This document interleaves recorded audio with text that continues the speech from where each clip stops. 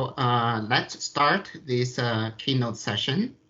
My name is Daming Chen, and it's our great honor and pleasure to have Professor Jason Cong to present for the keynote speech. Okay, so let me give a brief introduction of Professor Cong. So he's the Vagonal Chair for Engineering Excellence Professor and the former department chair at the UCLA Computer Science Department, with a joint appointment from the Electrical Engineering Department. He's the director of Center for Domain-Specific Computing and the director of VLSI, Architecture, Synthesis, and Technology Lab. So Dr. Chong's research interests include novel architectures and compilation for customizable computing, synthesis of VLSI circuits and systems, and highly scalable algorithms. He has close to 500 publications in these areas, including 16 Best Paper Awards, 3 10-year Most Influential Paper Awards, and the first paper inducted to the FPGA and the Reconfigurable Computing Hall of Fame. And he and his former student co-founded AutoESL, which developed the most widely used high-level synthesis tool for FPGA, and it's renamed as Vivado High-Level Synthesis after Xilinx acquired the company. I'm sure many students have used the Vivado High-Level Synthesis. It becomes very popular.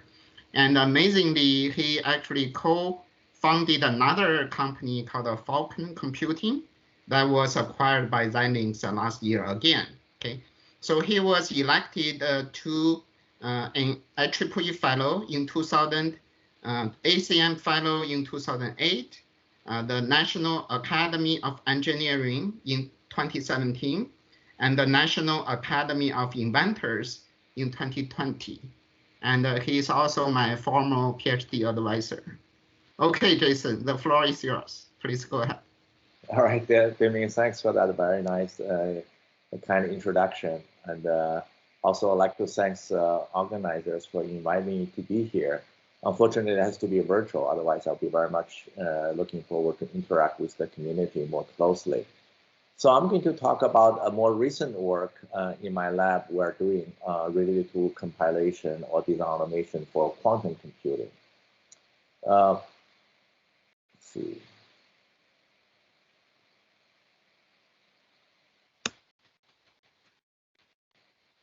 Okay, so this is the outline of the talk. I'll give a quick introduction, especially for people who are lack of some basic quantum computing background. And then I will talk about what's the opportunity there for quantum compilation or design automation. And then talk about some of our recent work in this area.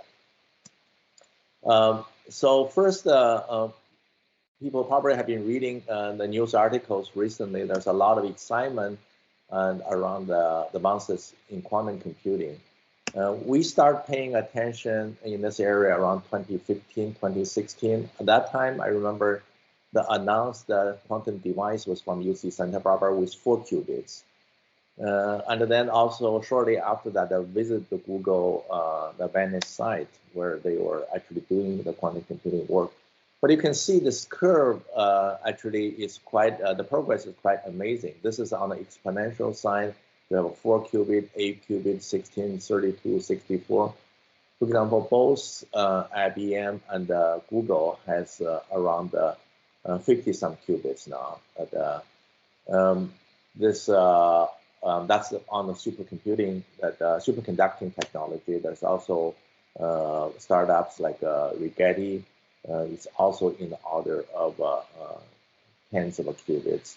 On trapped ion technology, these are in the order of 10 to 15 qubits. Certainly, it's a lot of progress just in the last few years. Whether we can expect exponential growth like a Moore's law, it's yet to be seen, but at least the promise is there. Right? So you may wonder, what can we do with quantum computer? It's actually has a lot of potential. All of us are very familiar with classical computing, where you have 0 bits and the 1 bits and the binary representation. In quantum computing, you also have a 0 state and the 1 state. However, a qubit can be in a superposition of any combination of them. So it's not just a 0 and a 1, it can be also any combination. So in this sense, that these are just the two extreme points. It's a combination of 0, 1, right? So 0 will be represented as 1, 0. 1 is just a superposition, only 1 is 0, 1. But you can be in anything in between. So you can have multiple qubits, multiple bits, right? In our case, we get a bit stream.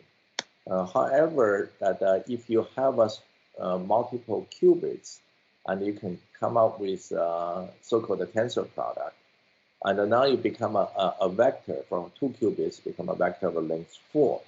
And in general, if you have n qubits, then we get a vector of the 2 to the n. Remember, the 2 to the n is just the dimension of the Hilbert space.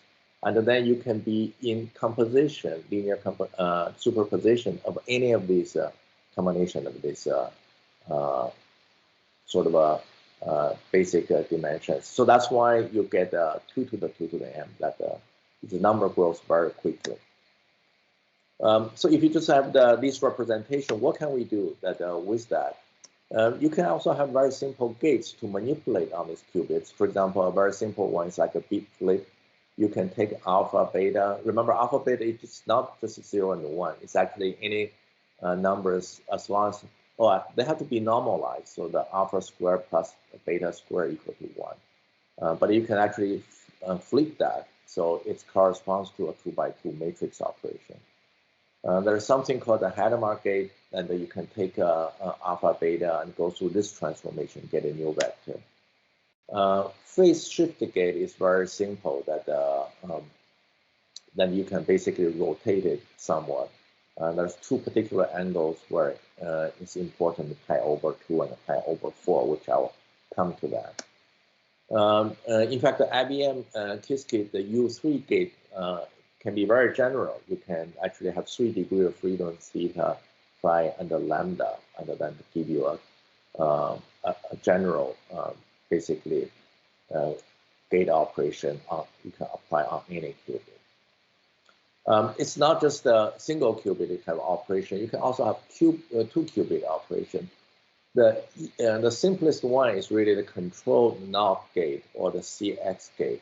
What it basically says that if the first bit is 0, you don't do anything. So the alpha beta get alpha beta. If the first bit and the second bit got flipped, so gamma delta becomes delta gamma, right?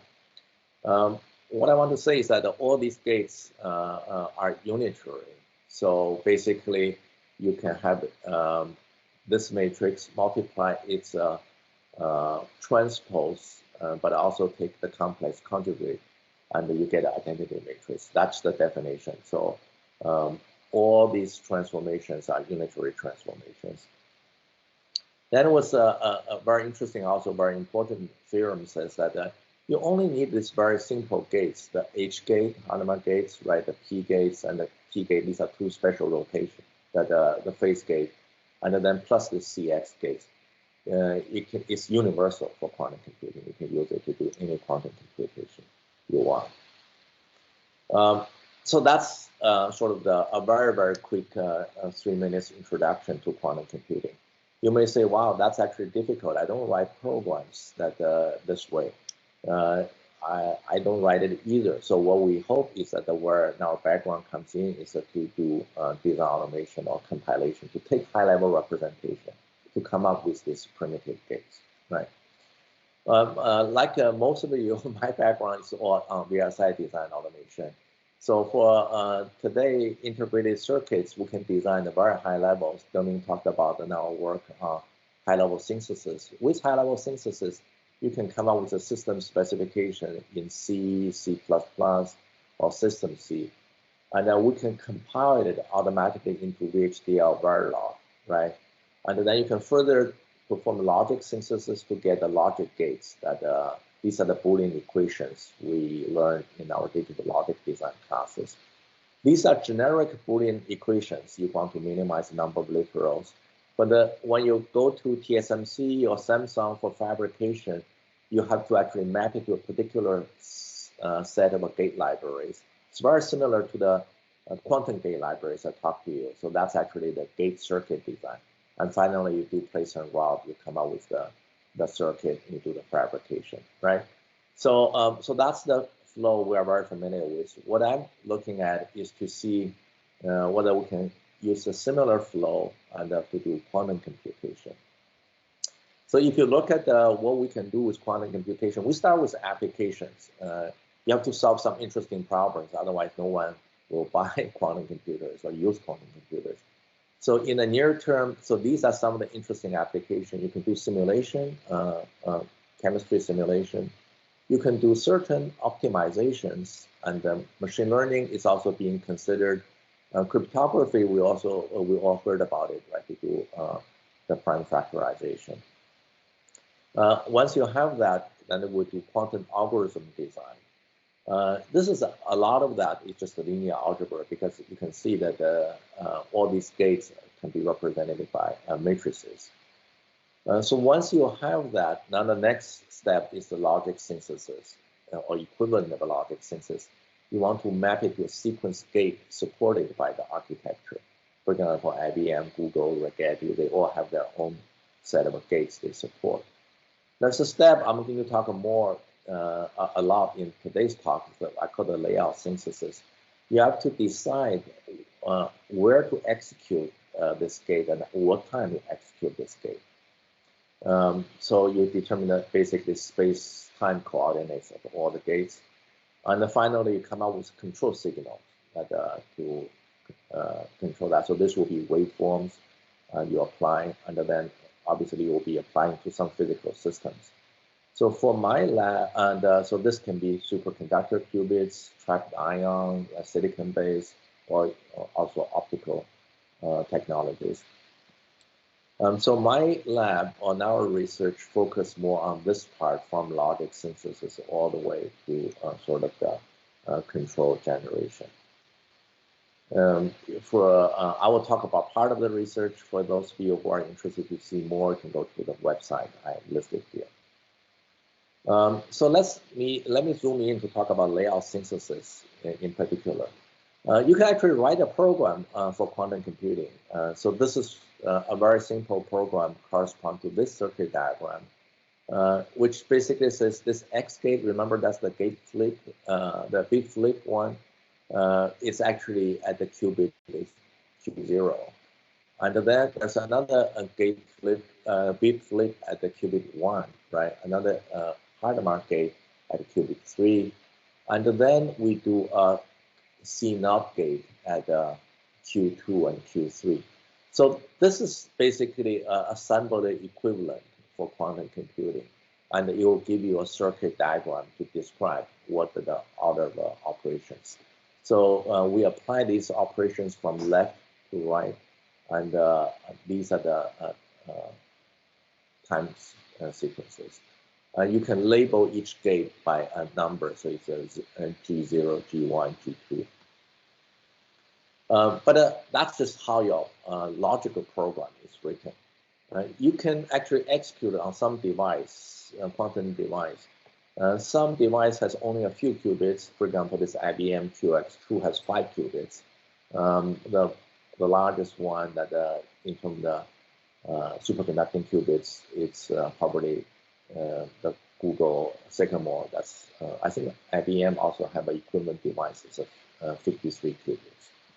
So what you need to do is to decide which logical qubit is executed on which the physical qubit. So you can do this mapping. You say, I want this Q0 to be on this device, on this qubit, and the Q1 to be on this device. So if you do this mapping, then you can do the execution.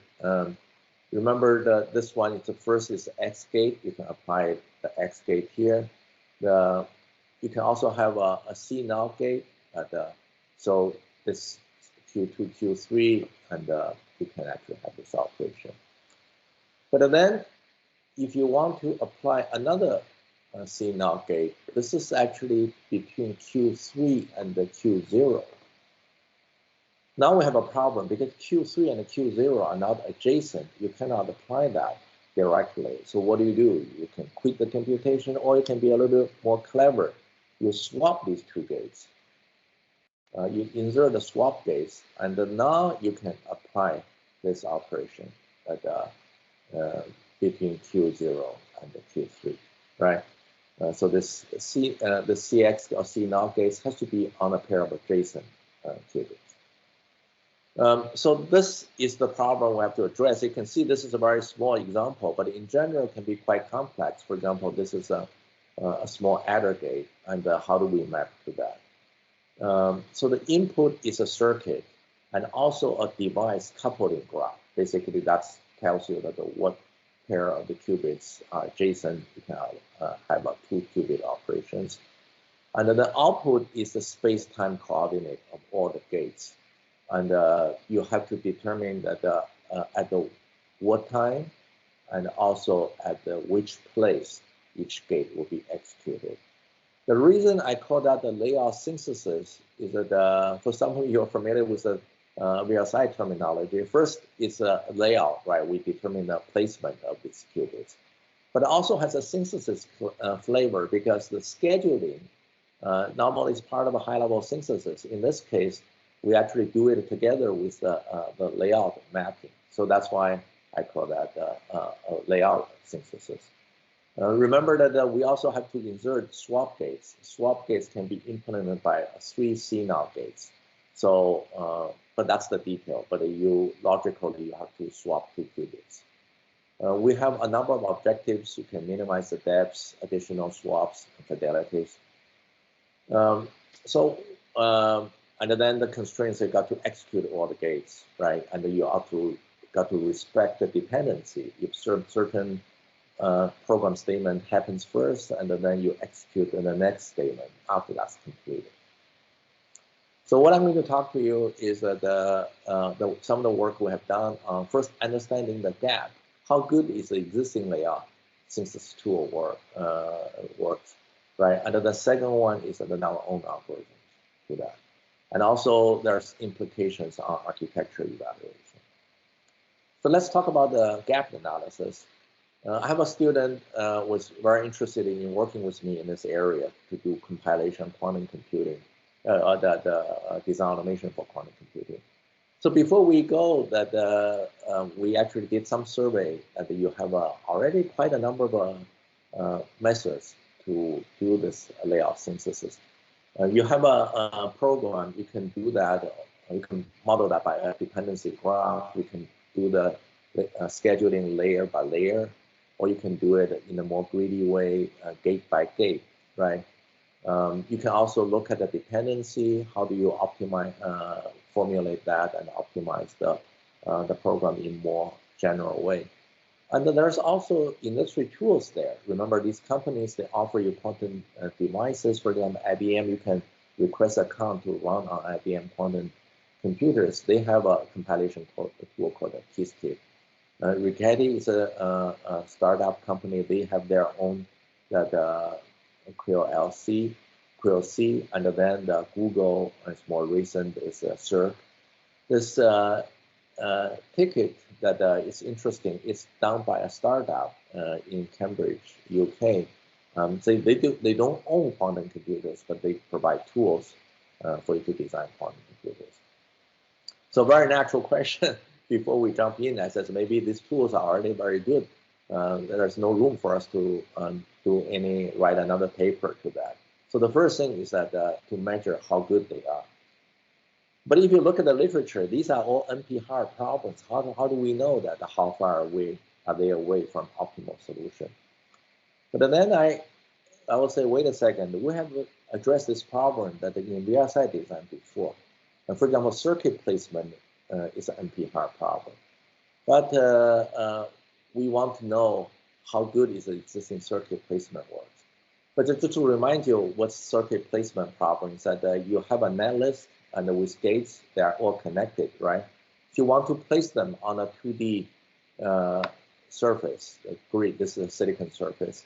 And how do you measure the quality of the placement? There's many ways we can measure. One simple way is to minimize the total wire length. How do you measure the wire length of this 4-pin net or the 4-gate net? So use the bounding box wire length. In fact, you use the half parameter of the bounding box. You take the maximum and X and Y locations, and then subtract the minimum X and Y locations. So in this case, the maximum X and maximum Y is 5. So you have 5 plus 5 minus the 3 and minus 3. So that's 4, which is reasonable because this one spans by 2 cells, that the horizontal direction, 2 in vertical direction. So the half parameter of this bounding box is 4. You want to minimize all the half parameters of all the nets. So that's the tricky part because all these nets interact with each other. There's various heuristics proposed, but for a long time we do not know how well this heuristics works, right? So my lab actually come up with an interesting way to construct an arbitrarily large circuit where we know the optimal solution. It sounds very fancy, but in fact, once you understand the concept, the method is quite straightforward. We go the other way, that we construct the circuit, we know the optimal solution. For example, you can say, hey, my circuit has 64 2-pin nets, basically, right, the nets connecting 2 gates. So that's fine. I actually have my circuit, 64 circuit elements. I add these 2-pin connections. You may say, oh, actually, I also have another 12 3-pin connections. That's fine. I'm writing down the 3-pin connections this way. You said I also have some 4-pin connections, some 5-pin connections. But in general, that for an n-pin net connecting to n modules, right? I'm going to do the connection in this square root n by square root n box. So obviously, this is the smallest possible bounding box you can have to accommodate this net. So by construction, this is optimal, right? And the net degree distribution will follow exactly the industry benchmarks. In fact, 15 years ago or so, that we have this competition, IBM contributed the circuits. In IBM circuit, you may have 97% 2-pin nets, 3% 2% of 3-pin nets and 1% of 4-pin nets. So we will follow exactly the same distribution. And then we can construct the benchmarks up to 2 million placement gates. 2 million, it was just a limit at that time considered to be state-of-the-art size. You can easily scale it. And then we use the circuit to measure both academic tool and the industry tool. We find out, wow, there's a pretty big gap. It's 1.6x to 2.5x, which means that if the optimal wire length is 1, some of the tools are producing 1.6 wire lengths or 2.5 wire lengths. So we published the result. In fact, get a lot of attention. Even EE Time has a feature article covering our research. It says that placement tools are far away because we also report the result on industry tools. So we made these circuits all available on the website, and a lot of download you can see from all the EDA companies, the semiconductor companies, and also all the leading universities. So this also generated a lot of interest. The optimatic gap that for PEKO narrowed down to 20% after 3-4 years.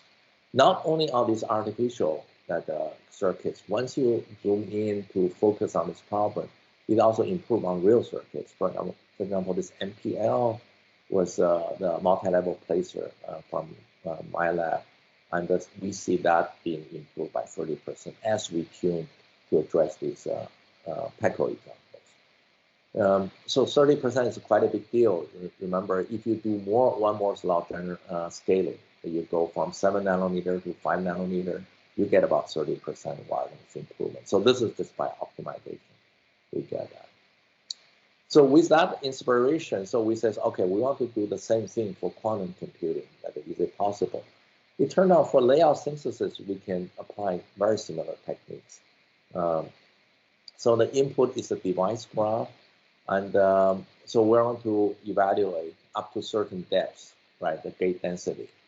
So how do we do that? How do we construct circuits with optimal depths, quantum circuits with optimal depths? So this is your device graph. Let's say only P0, P1, P1, P3, P3, P4, P2, P1, right? They can have connections. There's no other possible connections. So first step is that we'll grow a so-called backbone. So we grow a circuit with a dependency chain that, for example, of depth 3. So then in this case, you cannot collapse the circuit any further, like beyond below 3. So that's just the dependency chain. There's all other space available at every time slots. So we'll sprinkle some other gates based on the gate density profile, how many percentage of the single qubit gates, how many percentage of the 2-qubit gates. So we will actually populate that. And then, of course, that we're not going to tell you this particular layout. We're going to scramble that and to give you a different name of all the qubits. Then we come up with a circuit. We give you this program as the input, right? So this program is just same as any other quantum programs. We're going to evaluate the existing tools. So the tools we evaluate, first the device we evaluate are these 4 kinds. This is a Rigetti device, and this is the IBM Rochester device. This is IBM Tokyo device, and this is a Google Sycamore device. Some of you heard about this quantum supremacy by Google is on this Sycamore device. We construct 2 sets of circuits. One is what we call near-term feasible, because, for example, in this Google that the supremacy test, their circuits about depths 40 to 50. So we think that might be feasible. And we also have circuits, we can construct any depths we want, right? So 100 to 900. The density that we follow the profile of our Toffoli gates, this is a very important case, or the quantum supremacy experiment from Google. And then the tool we evaluated, we focus more on industry tools that serve from Google, Qiskit from IBM, PEKO from Cambridge Quantum Computing.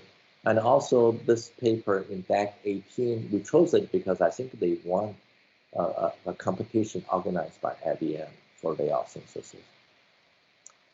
So here's the result. I will say the result is quite surprising. Remember, a VLSI case, now our gap is 1.6 to 2.5.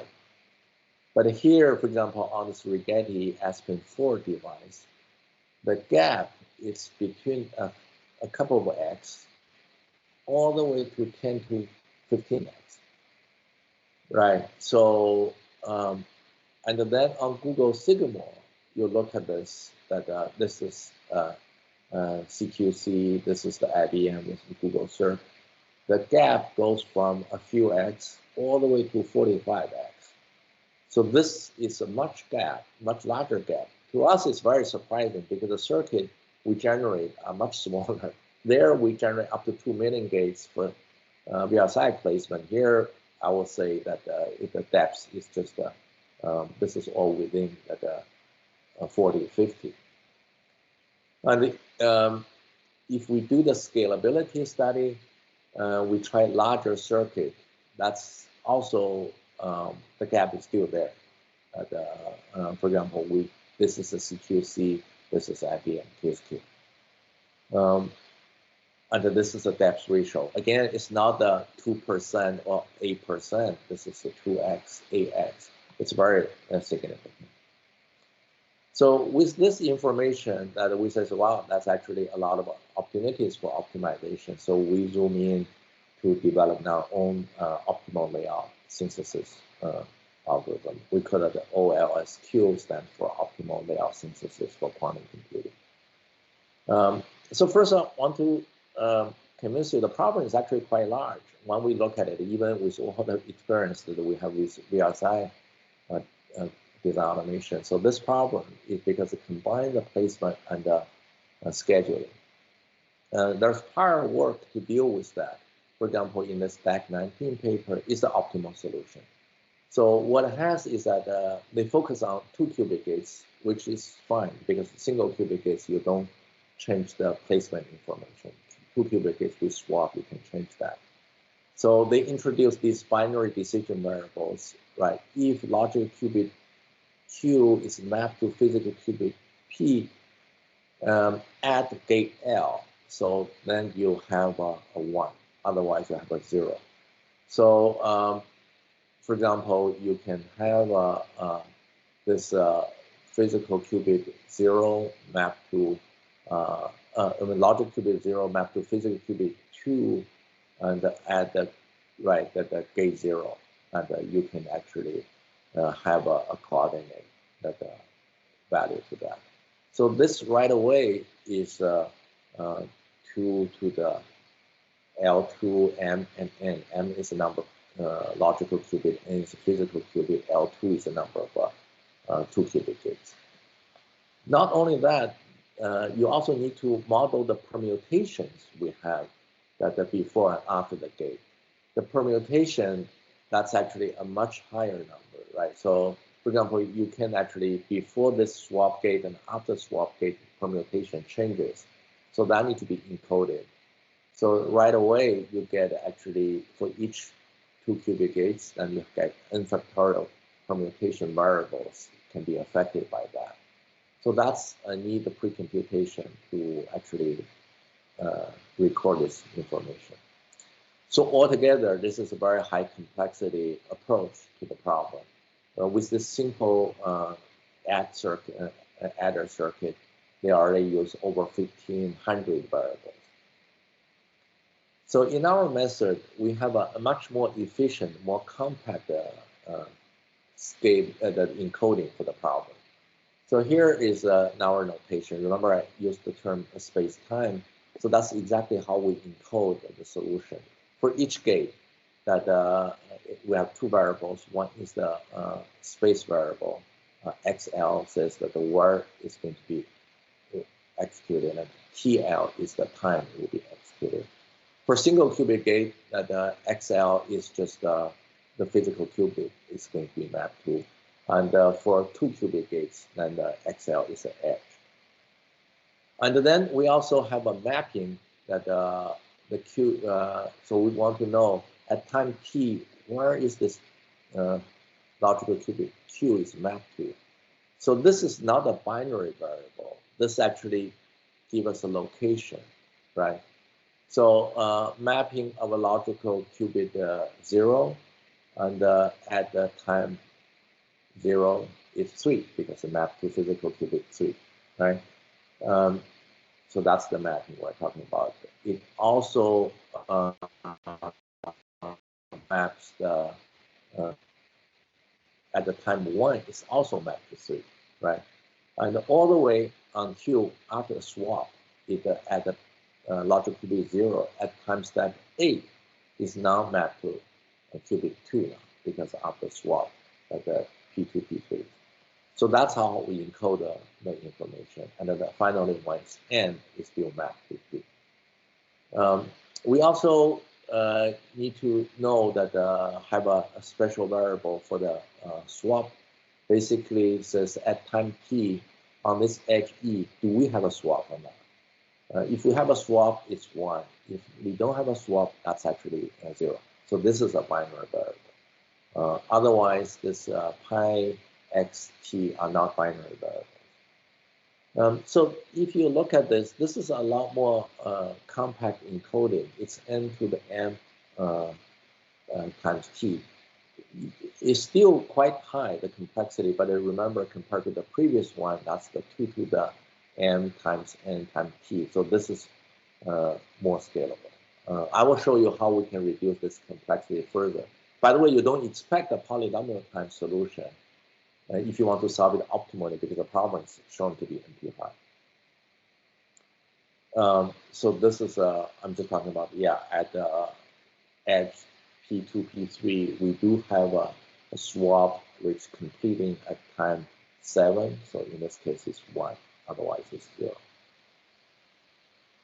So with these variables, actually we can model the objectives functions very easily. So what do we care about? One is that we care about the depth. So depth is just the maximum of all the TLs. And also we care about the swap count. Remember, swap count is a binary variable. Do we have a swap at time t or not? We just add them all up together. So that gives the number of swap. That's also something you want to minimize. And then there's the concept of minimizing or optimizing the fidelity, because not all the qubits are born equal. So there's this paper out of Georgia Tech and also later on at Princeton was quite revealing. If you measure the fidelity of every qubit in the IBM devices, it changes by days, sometimes even by hours. So you want to redo the mapping to optimize that. So the fidelity is if the circuit has to work correctly, every gate has to work correctly, right? So you times the fidelity of all the measurement gate, fidelity of all the single qubit gate, fidelity of all the 2-qubit gates, and all the fidelity of all the swap gates. So that's actually our overall fidelity. So it turned out with our notation can be all modeled. Now you can say, what about the constraints? The constraints also, we can model that fairly easily.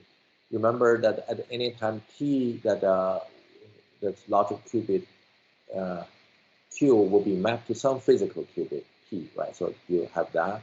And also, all the computation has to be finished by some time t. In fact, this t is something we're going to search. It has to be, you can start with the length, the maximum length of the dependency constraint, right? You can gradually relax that if you cannot find a solution. So that's how we can get the optimal solution. And then you also have to make sure that the validity of the space coordinate, the GL is a physical qubit if it's a single qubit gate, or it's a 2-qubit gate. It has to be an edge, right, in the graph. Remember, you cannot do a 2-qubit operation on the non-adjacent variables, on non-adjacent qubits. So finally, you have to follow the dependency constraint. So if that this gate happens before gate 4 happens before gate 8, then you also make sure that there's a dependency constraint that T8 got be larger than T4. It should be the injective mapping for 2 qubits. They cannot be mapped to the same physical qubit at the same time. So that's actually that all the constraints we have. You can see these are all low-order polynomial type constraints. Then there's also, you want to make sure some consistency among these variables. So mapping implies the space-time coordinates. So what happened here is that if at the time 0, physical qubit 0 is mapped to that, the logical qubit 0 is mapped to physical qubit 3, then so this one is going to be acting on this gate, right, at the time 0. So you will say, if at time 0, this qubit is at P3, and then this the gate also happens at the P3. So that's one type of constraint. The second type of constraint is about the swaps. So you can actually swap these 2 qubits.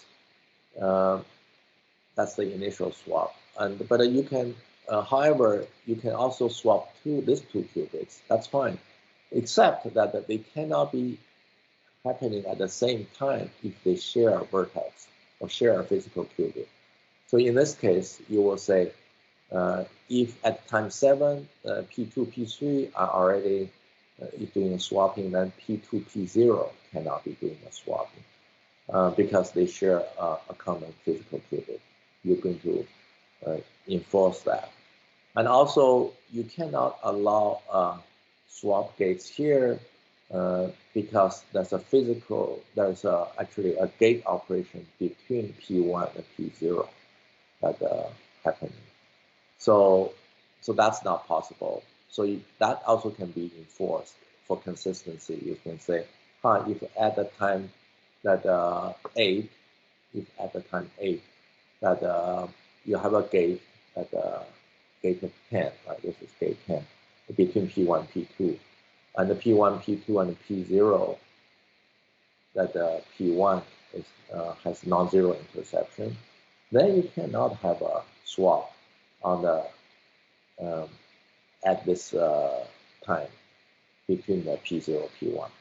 So you put in this constraint to guarantee that all your specification or the representation are consistent. And then the final thing is that when swap did happen, then you want to make sure you update that your variables. For example, originally this logical qubit 0 at the time 0 is mapped to P3, right? And if there's no swap gates, it's still mapped to P3.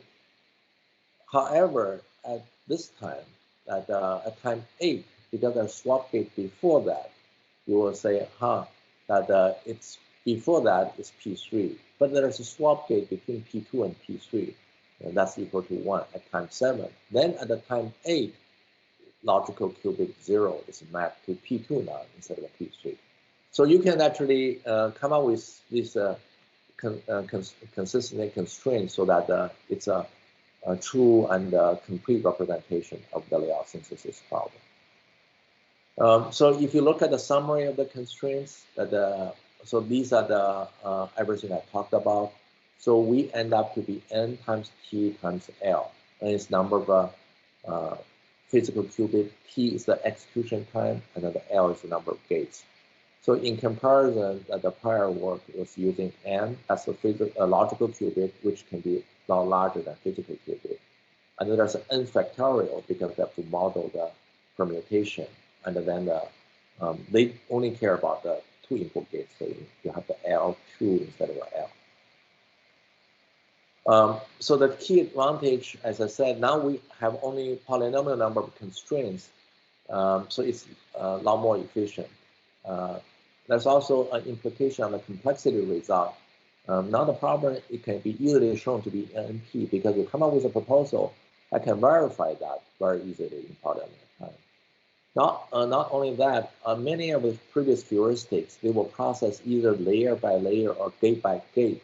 It's dependent on the initial gate input order. But in our case, we model it as a graph. We model the dependency directly. We don't have to worry about the force dependency is introduced. So in this case, if you do it the layer by layer processing, you actually, or gate by gate processing, you introduce these pseudo constraints. They are not there just because the ordering we follow, this algorithm follows. So they introduce this dependency. So this is actually it's already a very significant reduction, but I want to improve the runtime further. Let's see how we can do that. So you probably noticed that many mapping variables are redundant because the qubit is mapped to a physical qubit. They will stay there for a long, long time until we do a swap, right? So then the idea is that we can say, hey, can we come up with a higher level abstraction? The qubit will stay there until we do a swap. So here's a circuit. If you look at it, maybe we can create, divide it into blocks, block 0 and block 1. The definition of block is that the coordinate within the block will not change the mapping from logical to physical qubit. They only change after we insert a swap gate, right? So the understanding is that the number of these blocks are much, much fewer than the timestamp. So the variables, now we can still have a mapping space-time swap for each block instead of for each timestamp now. So now we reduce it to 2 blocks instead of 14 timestamp for this very simple example. The reduction can be more dramatic when it comes to larger examples. After the swap, and we did not specify how things are scheduled, then you can just do as soon as possible scheduling because it doesn't affect the optimality anymore if you don't consider the swap. You still need to observe the dependency. right? So in taking this view, and I can modify my mathematical programming formulation slightly. In fact, in modality, I changed the bound to be the number of blocks I can have. And mapping, injective mapping, there's no change. You cannot map to the same physical qubit. Dependency, now remember that if you are in the same block, you will get the same block number. So it changes from larger than to larger or equal to. Mapping of the constraint for space-time coordinates, there's no change. Mapping over swap, no change. And so it's not required anymore because swap, we model that separately. So there's no overlap that between swap with regional gates. And mapping transformed by the swap, there's no change. So if you look at this way, and now we reduce it further because the B in practice is a constant. So we can go from NTL to NL. You compare it to the previous work, that's a big reduction, right? That you have an exponential term here with all polynomial, and moreover, it's only polynomial that the physical qubit, which is very limited, you know, it's somewhere between 5 to 50 at this point, 53, and L is the number of gates we have. So here's the result that first having this transition base, I call that OLSQ, is a big improvement, 400x plus an improvement on runtime on the circuit we have. Well, we compare to TCAD, remember this is the independent commercial tool used for layout synthesis. Also in our evaluation on this optimality test, they seem to have the best results, so we compare with them. On this small circuit to verify the optimality, and for large arithmetic circuits, for QUEKO circuits, we have somewhere between 50% to 100% reduction. For QUEKO, when I say 100% reduction, is that for QUEKO circuit, you can actually get a solution with zero swap, right? That we can all achieve that, they cannot, so that's why it's 100% reduction. Now with this transition-based method, now runtime is comparable to a heuristic method. From this TriQ is from Princeton, that also state-of-art layout synthesis tool. And they focus on fidelity, so we measure on fidelity.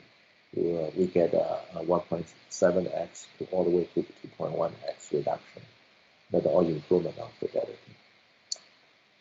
All I want to mention is that there is a more recent work just presented maybe 2 or 3 months ago. They used A-star search with admissible heuristic. For those of you who know, if you can guarantee an admissible function, you do get an optimal solution. So their method is optimal for depth, but we don't see a way to be to generalize that method to swap count or fidelity. But I want to mention that still I want to mention it because the runtime is a lot of further improvement. So what are some of the interesting applications we can do with existing quantum computers? It's actually optimization I mentioned earlier is a significant problem. Although I used the adder as an example, arithmetic operation is not a strong point of a quantum computer at this point because we can do it so well with a classical computer. Optimization is, have many applications. I think a lot of our CAD people care about that. So one well-known problem is the graph maximum cut. I know some of you or some of us worked on min cut problem, but the max cut is equally important and also difficult.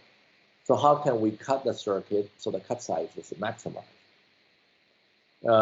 So it turned out that we can model that with binary variables, 0 and 1, in this case, +1, -1. The way we have that is that we just want to minimize this metric, sum of all the summations over all edges, that you have the zj, zk, if zj, zk is the edge. So why that works? Because think about it, if zj and zk are in the same partition, so either they are +1, both of them +1, or both of them are -1. So you get a 1. So this term becomes 0. So this can become one only if one is in one partition, another one is in another partition, because you get -1 times 1, you get a -1. So this one give you a contribution number 1. So that's why by summation over all edges with this expression, I can see how many are being cut. It turned out this representation, you can think about it, electron have 2 spins and the up and down. So that's a very direct mapping to the quantum circuits representation. And then this ZJ, ZK can correspond to 2-qubit gates or the ZZ phase gate. So this ZZ phase gate, actually, if you look at it further, it's a diagonal gate. If it's a diagonal, that's this nice property is commutable. So AB, A times B equal to B times A.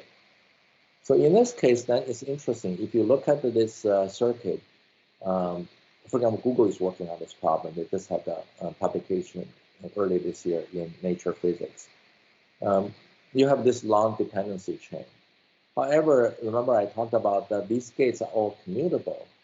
And in this case, that you can permute them to get a representation of this kind or realization of this kind, the depths will be smaller.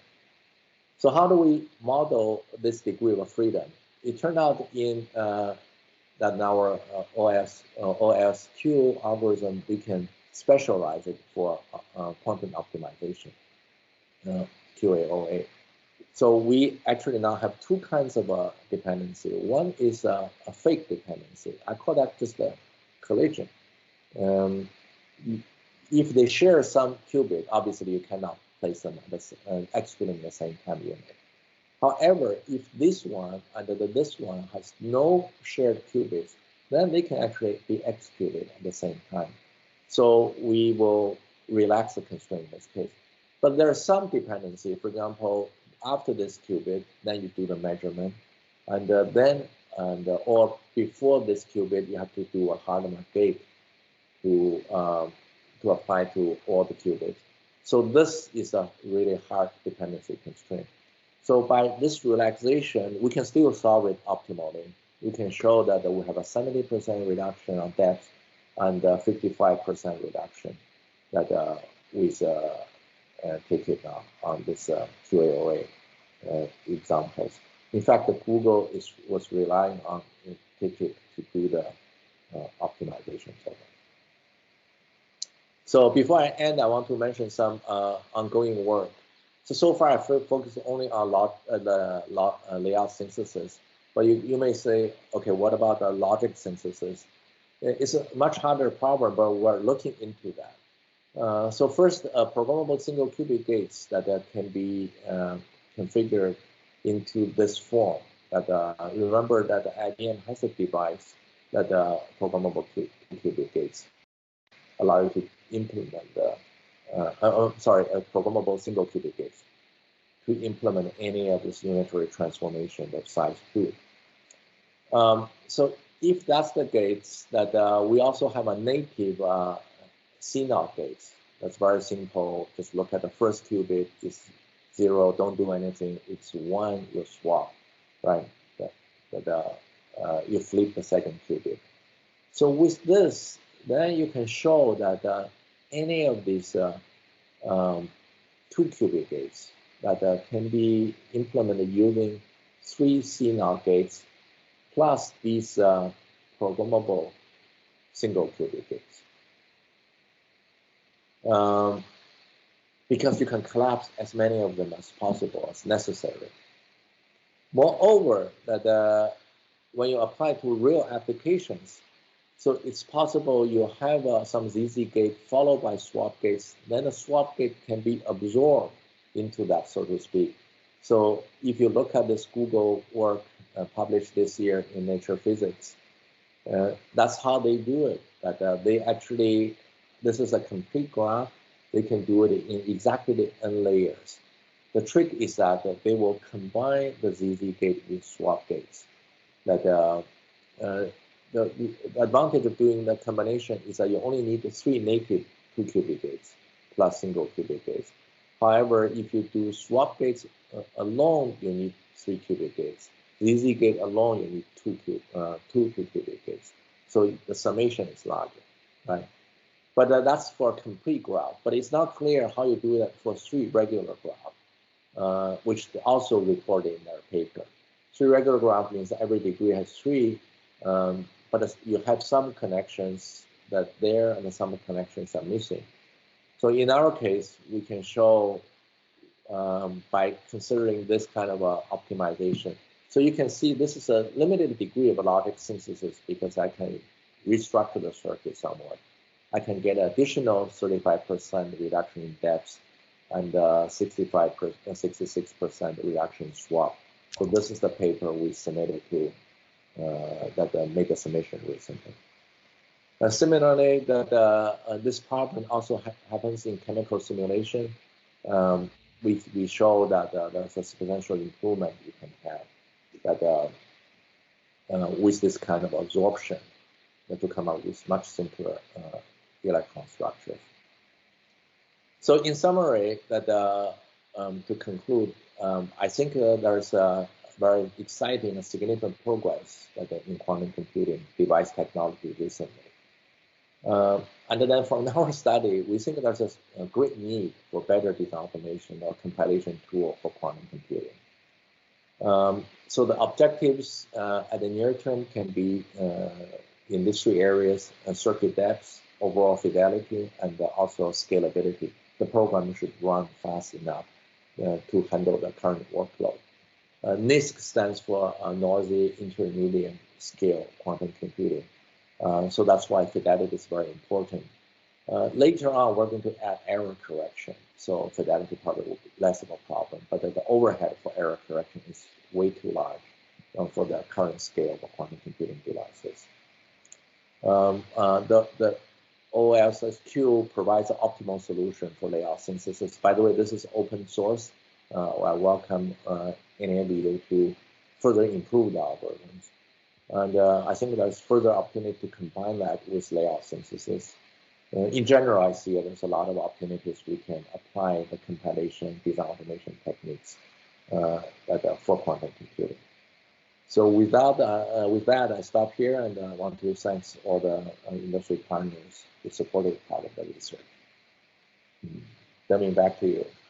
All right, Jason. Yeah, thanks a lot for this very interesting and exciting keynote. I learned a lot, right? And looks like EDA can play a critical role here. Okay, given the optimality study you provided, right? So up to 50x gap. That's large. So I think we have some time, about 5 minutes for question and answer. And before I read questions from the chat window, I have some high-level questions. Hopefully this also represent the audience, high-level questions. So first of all, I know quantum computing, the qubits have intrinsic noise, right? They are error-prone, right? So what do you think? Are they severe enough to prevent the wide adoption of this computing kind of platform? Yeah, so that's a very good comment. First, I think the fidelity has improved a lot. I think for single qubit, probably it's over 99% now. And the 2-qubit is over 98%. I'm just talking about this superconducting technology, right? But it's still not perfect. That's why we care about the depth, so that the longer that you wait, so first there's a danger that it can become decoherent. And also, if you go through so many level of depths, the error can compound, can accumulate. But also you'll see that the kind of optimization, the application we're looking at, the absolute accuracy may not be so important. For example, taking optimization into consideration. If I can find a maximum cut, which is 1% within the optimal, I'll probably be very happy that because the existing methods are all heuristic anyhow, right? So if I can actually be there to solve it quickly and with close to optimal solution. That's important. That chemical simulation is another area. Fractalization, although it's exciting, I think that has to come later because that you need error correction because you do need the exact solutions of the two factors, right? Right. Yeah. So we know actually FPGAs have this intrinsic tolerance, right? So if you run into error, you reconfigure. So it's interesting. This qubit, can be reconfigured as well. Do you see like a quantum FPGAs to emerge? Actually, so when I look at it, the quantum computing is very similar to FPGA because it's not saying when we say you don't design a new quantum computer, right? You write a program, you map it to an existing quantum computer. It's very similar to FPGA design. We don't design it. When we say we design a new FPGA, no, we never create a new FPGA. You buy an FPGA from Xilinx or Intel, but you just reprogram, right? So in that sense, it's very similar. Got it. Okay, great. So let me, read some questions from the audience very quickly because we don't have a lot of time, right? So from Srinivas, how do you verify the correctness of the synthesis result? Oh, so I did not give the detail. Once we have all these variables and the constraints, actually we give it to an SMT solver. The solver is an industry proven solver that in our case we're using the Microsoft Z3 solver. So that's actually took care of that part. The key contributions that we want the representation to be as compact as possible. You can see we have been trying to reduce the number of variables, number of constraints, so that can finish. Right. Okay. All right. Another question from Si Yuan. So, does OLSQ use some specific solver? Actually, you already answered this question. So given the constraint and cost function, so then how long does the solver take to produce the final result? This SMT solver is like a SAT solver, right? It can be very efficient for many instances, but ultimately it is solving an NP-hard problem. It can explode. So that's why I'm saying that scalability is still important.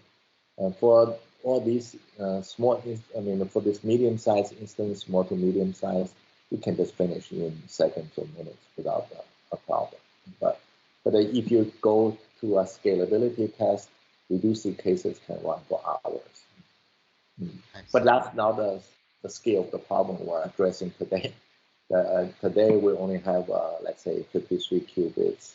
We can have maybe 40, 50 layers. So that's the complexity we're doing. Right. And, since I'm chairing this session, let me ask the last question. So we know the design reuse, IP-based design is the key, right, to save cost and improve the productivity, scalability.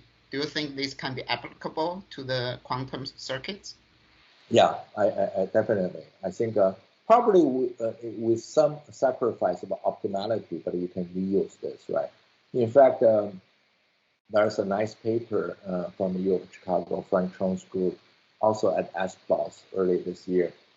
For these three inputs Toffoli gates, they can come up with optimal designs first, and then when you see them in a circuit, you move them as a group. You don't actually move each individual qubits. Of course, you may argue maybe if you kind of smash them and into pieces, you can do a better optimization. But having some hierarchical representation, I think makes a lot of sense. You can further reduce the complexity. Great. Yeah, thank you very much, Jason. Right, so excellent talk, and